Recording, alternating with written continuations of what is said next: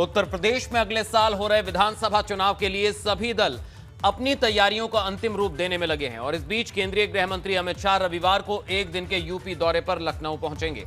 गृह मंत्री विशेष विमान से सुबह 11:15 बजे लखनऊ हवाई अड्डे पर उतरेंगे और इसके बाद प्रदेश state institute of forensic sciences university की आधारशिला रखने जाएंगे, जहां वो एक आयोजन को संबोधित भी करेंगे। समारोह में प्रबुद्ध जनों को विशेष रूप से आमंत्रित किया गया है। इसके बाद अमित शाह मिर्जापुर में मां विंध्यवासिनी कॉरिडोर परियोजना का शिलान्यास करेंगे और पूजा अर्चना भी करेंगे। गृह मंत्री अमित शाह कल वाराणसी का भी दौरा करेंगे। शाह काशी में करीब 1.5 घंटे का वक्त बिताएंगे। संपूर्णानंद से सड़क मार्ग से होते हुए गृह मंत्री काशी विश्वनाथ धाम पहुंचेंगे और बाबा के दरबार आधे घंटे तक दर्शन पूजन करेंगे।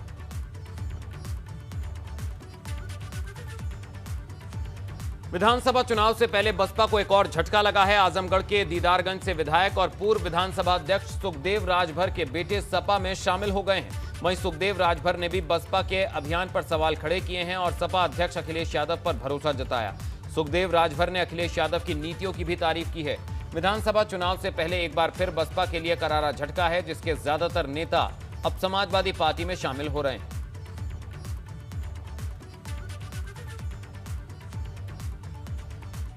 बसपा नेता सुखदेव राजभर के बेटे के सपा में शामिल होने पर नेता प्रतिपक्ष राम गोविंद चौधरी ने बयान दिया है। उन्होंने कहा कि यह सच है कि अब दलित और शोषितों की लड़ाई अखिलेश यादव और समाजवादी पार्टी लड़ रही है। उन्होंने कहा कि सपा ही अब शोषित समाज को उनका हक दिलाने के लिए सड़क पर संघर्ष कर रही है। कुछ के नेता सभ्य हैं, सभ्य भाषा और शैली का प्रयोग करते हैं, पुराने नेता हैं और वो उपेक्षित अपने को महसूस कर रहे हैं। और उन्होंने सही कहा कि बहुजन की जो लड़ाई बहुजन समाज पार्टी के जिम्मे थी। इस प्रदेश में माननीय पूर्व मुख्यमंत्री वर्तमान में राष्ट्रीय अध्यक्ष समाजवादी पार्टी माननीय अखिलेश यादव जी कर रहे हैं। उनकी योग्यता, उनके विकास कार्यों को देखते हुए सभी जाति धर्म के लोगों का सम्मान करने के कारण उन्होंने अपने पुत्र को माननीय अखिलेश यादव के जिम्मे सौंपा है। केंद्रीय मंत्री रामदास आठवले ने आज लखनऊ में सीएम योगी से मुलाकात की। दरअसल आरपीआई यूपी में चुनाव लड़ने जा रही है। वो भाजपा से 8 से 10 सीटें मांग रही है। इस दौरान रामदास आठवले ने मायावती पर निशाना साधते हुए कहा कि दलित वोट अब बसपा के पास नहीं बल्कि आरपीआई के साथ है। उन्होंने कहा कि मुस्लिम वोटर भी आरपीआई के साथ है और ओवैसी के यूपी में आने से कोई फर्क नहीं पड़ेगा। आगे आठवले ने यह भी कहा कि ब्राह्मण का वोट बसपा को नहीं भाजपा को मिलेगा। वो आने वाले 2000 फरवरी 22 के चुनाव में रिपब्लिकन पार्टी बीजेपी के साथ रहेगी। आरपीआई को एक 8-10 सीटें मिलती है तो मुस्लिम बहुल क्षेत्रों में रिपब्लिकन पार्टी मुस्लिम कैंडिडेट दे सकती है। और दलित समाज भी जो है, जो दलित समाज पर खाली मायावती का अधिकार नहीं हो सकता है, वैसा रिपब्लिकन पार्टी का भी दलित वोटों पर पूरा अधिकार है। और इसीलिए हम अभी लोगों को बताने के लिए आए कि आज तक आपने बहन को देखा है, अभी अपने भाई को भी देखिए। और यहाँ रिपब्लिकन पार्टी ताकत से बीजेपी के साथ रहेगी। 2017 में बीजेपी को 325 सीटें मिली थी, अभी 325 से भी ज़्यादा सीटें मिलनी चाहिए। और अब रुक करेंगे बड़ी खबर का। हड़ताली एम्बुलेंस कर्मियों के लिए एक और मौका। Service provider company GVK EMRI का बयान, यूपी एचआर हेड लिंगराज दास का बयान, 1 अगस्त को जो चाहे वापस काम पर लौट सकता है। कंपनी में करीब 23,000 एम्बुलेंस कर्मी हैं। 12,000 से ज्यादा वापस काम पर लौट चुके हैं। करीब 11,000 कर्मचारी अब भी काम पर वापस नहीं लौटे और उन्हीं के लिए एक और मौका, 1 दिन का और वक्त दिया काम पर वापस लौटने के लिए। तो प्रदेश में एम्बुलेंस कर्मियों की हड़ताल से मरीज और उनके परिजन परेशान हैं। इस बीच उन्नाव में हड़ताल करने वाले एम्बुलेंस कर्मचारियों से एम्बुलेंस की चाबी लेकर नए ड्राइवरों को एम्बुलेंस चलाने का काम दिया गया है, लेकिन ना तो ड्राइवर ना ही इनके साथ काम करने वाला मेडिकल स्टाफ ही ट्रेंड है, जिससे मरीजों की जान को खतरा हो सकता है। तस्वीरों में देखा जा सकता है कि जिस स्टाफ को रखा गया है उसे स्ट्रेचर खोलना तक नहीं आता है, जिसकी वजह से मरीज स्ट्रेचर समेत जमीन पर गिर पड़ा। वहीं एक ड्राइवर एम्बुलेंस में बैक गियर तक नहीं लगा पा रहा है। इस मामले पर सीएमओ का कहना है कि खुद उन्हीं की जबानी आपको सुनवाते हैं।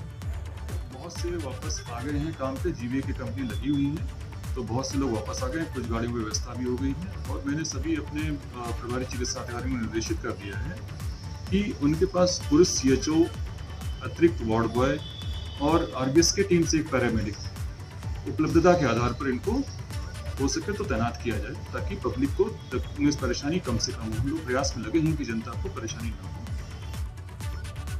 यूपी बोर्ड का 10वीं और 12वीं का परीक्षा रिजल्ट आज घोषित हो गया, जिसका इंतजार करीब 56 लाख से ज्यादा छात्र छात्राएं लंबे बरसे से कर रहे थे। और इस बार 10वीं का रिजल्ट प्री बोर्ड के प्राप्तांक को आधार बनाकर जारी किया गया। वहीं 12वीं के रिजल्ट को घोषित करने में भी प्री बोर्ड के प्राप्तांक को आधार बनाया गया। जो रिजल्ट जारी हुआ उसके कुछ छात्र उससे बेहद खुश हैं, तो कुछ को बेहतर रिजल्ट की उम्मीद थी।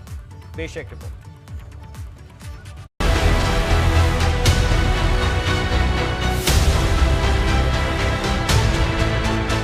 यूपी बोर्ड की 10वीं और 12वीं के परीक्षा का परिणाम घोषित हो गया है। शाम 3:30 बजे दोनों ही परीक्षाओं का परिणाम घोषित किया गया, जिसका इंतजार 10वीं और 12वीं के करीब 56 लाख छात्र छात्राएं कर रहे थे। पहले आपको ये बताते हैं कि इंटरमीडिएट और हाई स्कूल की परीक्षा का परिणाम कैसा रहा। 12वीं की परीक्षा में लड़कियों ने बाजी मारी। लड़कियों की परीक्षा का परिणाम 98.40% रहा, जबकि लड़कों के पास होने का प्रतिशत 97.47% रहा। वहीं हाई स्कूल परीक्षा के परिणाम की बात करें तो कुल 99.53% छात्रों ने परीक्षा पास की। कुल 29,96,031 छात्र छात्राओं ने हाई स्कूल की परीक्षा दी थी, जिसमें 13,13,187 लड़कियों ने परीक्षा पास की, जबकि 16,76,916 लड़के भी परीक्षा में पास हुए। कुल 29,96,031 परीक्षार्थियों में हमारे 29,82,055 परीक्षार्थी उत्तीर्ण हुए हैं, जिनका उत्तीर्ण प्रतिशत 99.53 है। इंटरमीडिएट परीक्षा में कुल 26,10,247 परीक्षार्थियों में 25,54,813 परीक्षार्थी उत्तीर्ण हुए हैं, जिनका उत्तीर्ण प्रतिशत 97.88 है।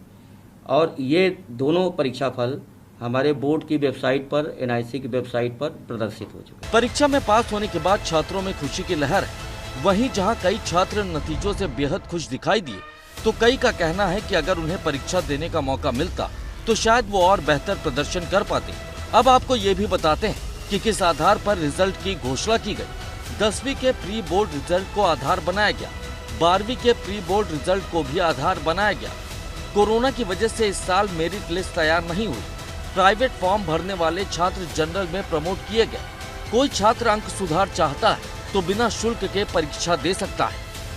यूपी बोर्ड की 10वीं और 12वीं की परीक्षा के परिणाम घोषित होने के बाद छात्र छात्राएं बेहद खुश हैं, क्योंकि 56 लाख छात्र छात्राएं लंबे वक्त से नतीजों का इंतजार कर रहे थे। वहीं बोर्ड का भी दावा है कि बेहद पारदर्शी तरीके से बोर्ड परीक्षाओं का परिणाम घोषित किया गया। लखनऊ से शैलेश अरोड़ा के साथ ब्यूरो रिपोर्ट, एबीपी गंगा। तो यूपी बोर्ड के नतीजे घोषित होने के बाद कानपुर में छात्र छात्राओं में जश्न का माहौल देखा गया। इस दौरान सब एक दूसरे को बधाई देते, मिठाई खिलाते नजर आए। हालांकि कई छात्र छात्राएं नतीजों से संतुष्ट दिखे तो कई निराश भी नजर आए। इनका कहना था कि अगर परीक्षा होती तो और बेहतर परिणाम आ सकते थे। यूपी बोर्ड 10th और 12वीं क्लास का रिजल्ट आ चुका है और हम मौजूद हैं उन बच्चों के साथ जिनके चेहरे देख करके आप समझ सकते हैं कि कितनी खुशी उनको है। ये खिलखिलाते हुए चेहरे हैं, मुस्कुराते हुए चेहरे हैं, क्योंकि इन्होंने अच्छे से अपने नंबर्स पाए हैं। परीक्षा जरूर नहीं दी थी, लेकिन परीक्षा नहीं देने पर परिणाम जब आया है तो परिणाम काफ़ी सुखद है। बच्चों से बात कर लेते हैं। कितने परसेंट नंबर आपको मिले? 89%। आप बताइए आपका नाम क्या है और कितने परसेंट आए? मेरा नाम उन्नति साहू है और मेरे 90% मार्क्स हैं।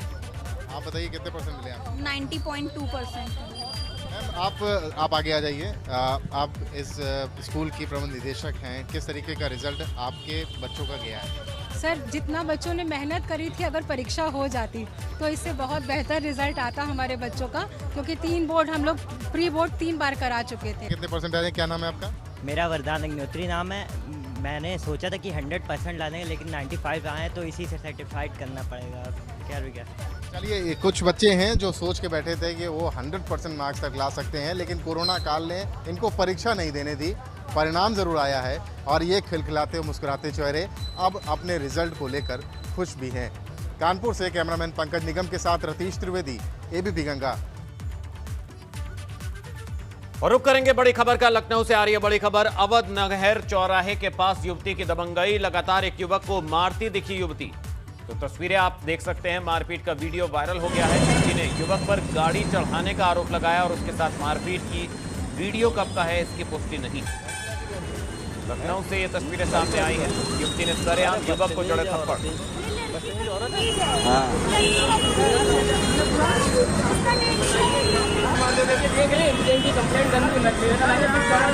आप महिला पुलिस बुलाई, आप लोग सब लोग हैं भाई, आप कितने लोग हैं? देखिए कितना मारी, मुझे लड़का होता मैं बताता भाई, लगाया है।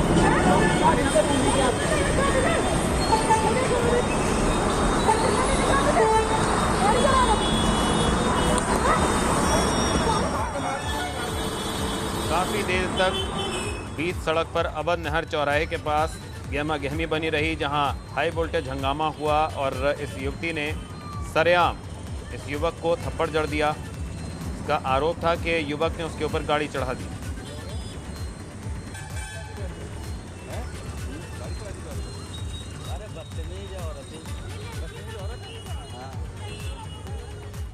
उधर बिजनौर में दबंगों ने बिजली उपकेंद्र के ऑफिस में तोड़फोड़ की है। दबंगों ने दफ्तर में रखी कुर्सियां तक तोड़ डाली। कर्मचारियों की लाठी डंडों से जमकर पिटाई की गई। दबंगों ने कई घंटे तक वहां उत्पात मचाया। बिजली आपूर्ति नहीं होने से नाराज होकर दबंगों ने ऐसा किया। विभाग के अधिकारियों ने थाने में इसके लिए तहरीर दी है। कोतवाली शहर बिजनौर के बिजली उपकेंद्र का मामला।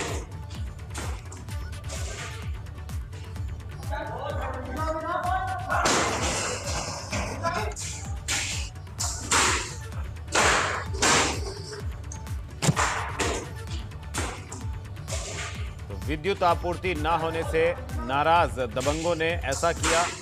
बिजली उपकेंद्र पहुंचकर जमकर तोड़फोड़ की, कुर्सियां तक तोड़ डाली।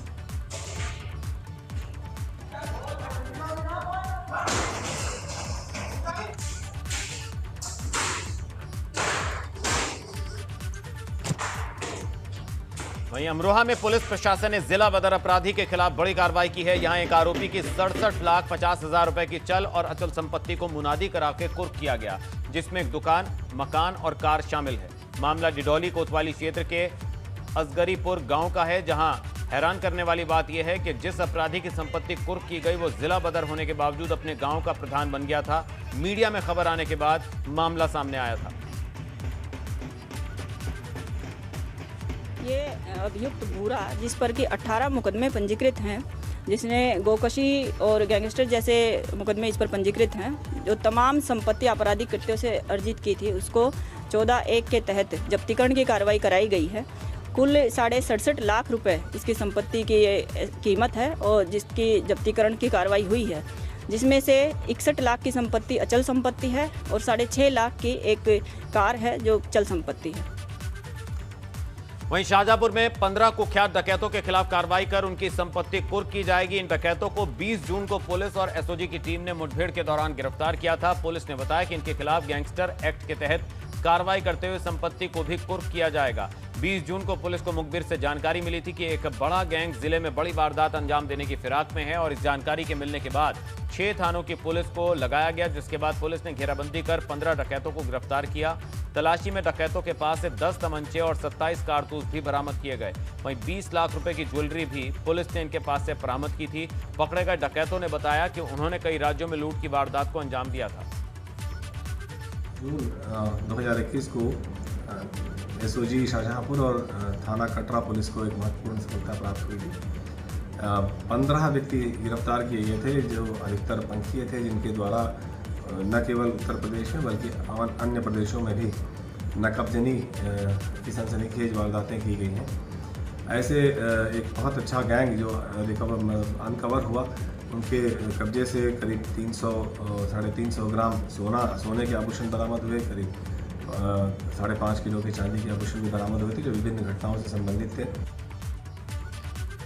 वहीं सिद्धार्थनगर जिला जेल से हैरान कर देने वाली तस्वीर सामने आई है, जहां जेल के अंदर कैदी खुलेआम स्मार्टफोन का इस्तेमाल करते देखे गए, जिसका वीडियो सोशल मीडिया पर खूब वायरल है। यहां हैरानी इसलिए भी है क्योंकि यह जेल सीसीटीवी कैमरों से लैस है। फिर सवाल इसलिए उठ रहे हैं कि जेल के कैदियों तक स्मार्टफोन कैसे पहुंचे और कैसे वो इसका इस्तेमाल कर रहे हैं।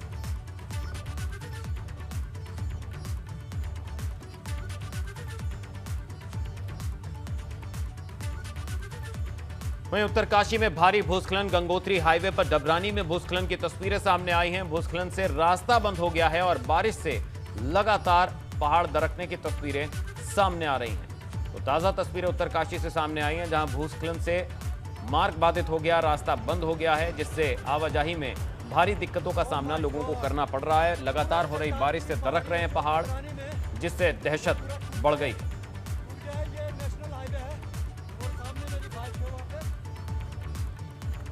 तो यूपी से लेकर उत्तराखंड तक बाढ़ और बारिश का कहर जारी है। लगातार हो रही बारिश की वजह से नदियां उफान पर हैं। 4 अलग अलग जगहों की तस्वीरें आपके सामने। पहली तस्वीर उत्तराखंड के बड़कोट की है, जहां आराकोट बंगाण क्षेत्र में नदी और नाले उफान पर हैं और लोग जान जोखिम में डालकर सड़क पार कर रहे हैं। दूसरी तस्वीर उन्नाव की है, जहां सरोसी ब्लॉक क्षेत्र में भदनी ड्रोन ओवरफ्लो से पानी सड़कों पर भर गया है और लोग तेज रफ्तार पानी को पार करने के लिए मजबूर हैं। तीसरी तस्वीर बिजनौर की है, जहां गंगा नदी तेजी से कटान कर रही है, जिससे खेत नदी में समा रहे हैं। और चौथी तस्वीर शामली की है, जहां कैराना क्षेत्र के गांव बसेड़ा में बारिश का पानी खेतों में भर गया, जिससे सारी फसलें बर्बाद हो गई। खबर अयोध्या से। अयोध्या पहुंचे जल शक्ति मंत्री डॉक्टर महेंद्र सिंह ने संभावित बाढ़ को लेकर बयान दिया। उन्होंने कहा कि पिछले 3 साल में भारत के कई हिस्सों को बाढ़ का दंश झेलना पड़ा, लेकिन यूपी बाढ़ से पूरी तरह सुरक्षित है।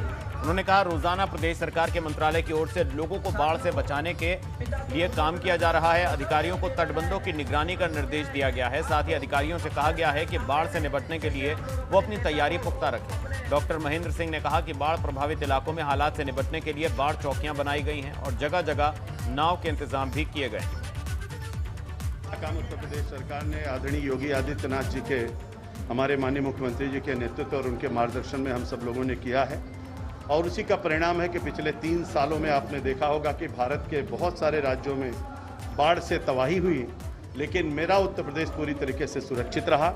जनहानि, धनहानि, पशुहानि, किसी प्रकार की कोई हानि नहीं हुई।